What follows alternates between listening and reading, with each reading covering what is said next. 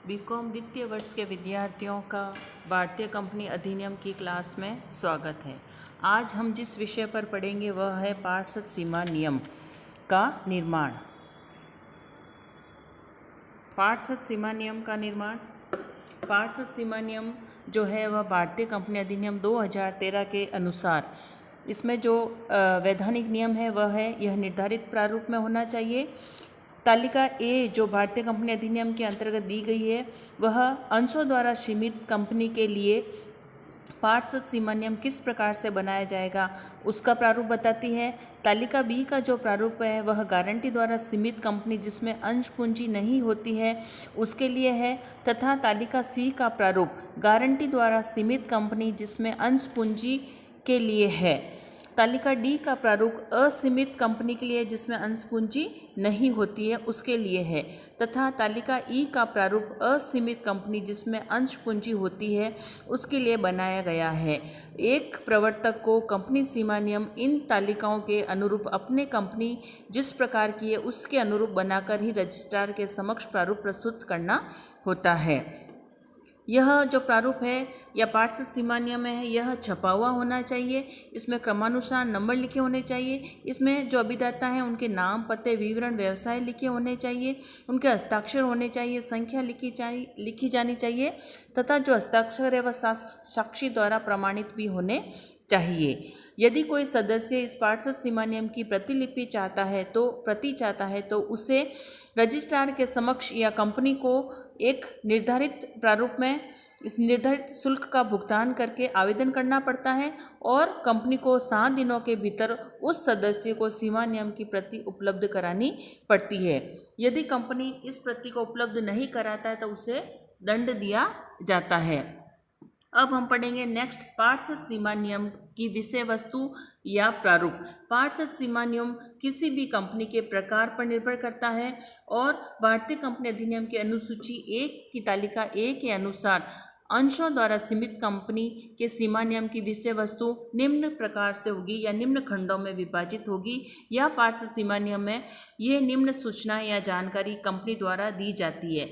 पार्षद सीमा नियम में सबसे पहला जो होगा वह होगा कंपनी का नाम या खंड वाक्य।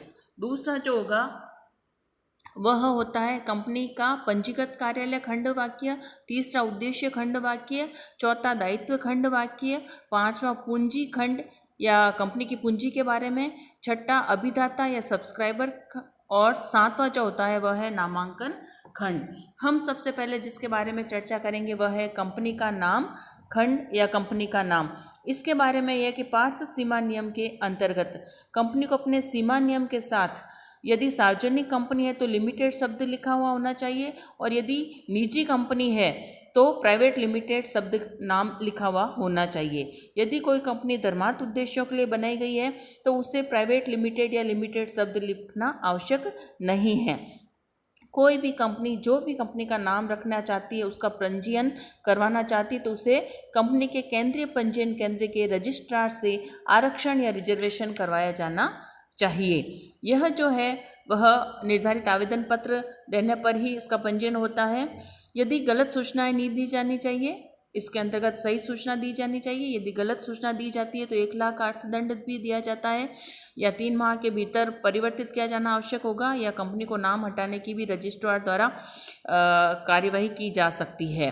कंपनी का जो नाम है उसके लिए जो नियम है वह है कंपनी का नाम किसी अन्य कंपनी के समरूप या मिलता जुलता नहीं होना चाहिए। कंपनी का नाम किसी अन्य कंपनी के नाम का भी प्रयोग नहीं करना चाहिए या ऐसा कोई नाम नहीं रखना चाहिए जो देश के किसी कानून के अधीन अपराध करने के समान प्रतीत होता हो या जिससे किसी के प्रावधानों का उल्लंघन होता है।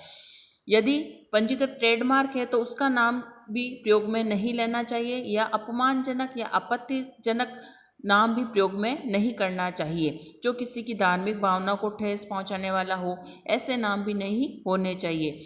अवांछनीय या गलत नाम नहीं होने चाहिए और ऐसे नाम नहीं होने चाहिए जिससे ऐसा लगता हो कि यह सरकार के संरक्षण इस कंपनी को प्राप्त हो। या प्रतिबंधित नामों का भी प्रयोग नहीं करना चाहिए। यदि ऐसे किसी नाम का प्रयोग किया जाता है तो केंद्रीय सरकार की अनुमति आवश्यक होगी। नेक्स्ट जो होता है नाम वाक्य के बाद पार्षद सीमा नियम के अंतर्गत वो होता है पंजीकृत वाक्य या पंजीकृत कार्यालय खंड वाक्य, जिसके अंतर्गत कंपनी को अपने पंजीकृत कार्यालय से संबंधित सूचनाएं दी जाती है कि कंपनी का कार्यालय कहाँ पर स्थापित किया जाएगा, उसका पत्राचार हेतु क्या पता होगा और इस पंजीकृत कार्यालय का प्रमाण पत्र 30 दिनों के भीतर कंपनी के समामेलन से पूर्व प्राप्त करके उसको प्रस्तुत करना आवश्यक होगा। कंपनी के पंजीकृत प्रलेख होने चाहिए, किराए के भुगतान की रसीद होनी चाहिए, जिस भवन के स्वामी से पंजीकृत कार्यालय उपयोग में लिया गया है उसके स्वतंत्र या अधिभोक्ता अधिकार का प्रमाण पत्र भी प्रस्तुत किया जाना चाहिए। टेलीफोन, गैस, विद्युत आदि किसी उपयोगी सेवा के साक्ष्य का प्रमाण पत्र भी होना चाहिए और ये 2 माह से अधिक पुराना नहीं होना चाहिए।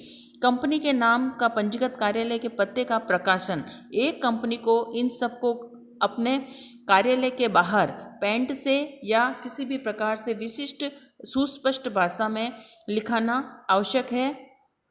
कंपनी अपने नाम या सील हो वह भी खुदवाएगी। कंपनी अपने नाम के पंजीकृत कार्यालय के पते, अपनी निगमीय पहचान क्रमांक, कॉर्पोरेट आइडेंटिफाइड नंबर जैसे telephone number, fax number, email पते, वेबसाइट के पते आदि जो भी हो उन्हें अपने सभी व्यावसायिक पत्रों, बिलों के शीर्षक, पत्रों के शीर्षक, पत्र व्यवहार के कागजों और अन्य सभी सूचनाओं पर भी प्रकाशित करवाएगी। कंपनी अपने विनिमय विपत्रों, हुंडियों, वचन पत्रों पर भी कंपनी के पंजीकृत कार्यालय का पता लिखाएगी।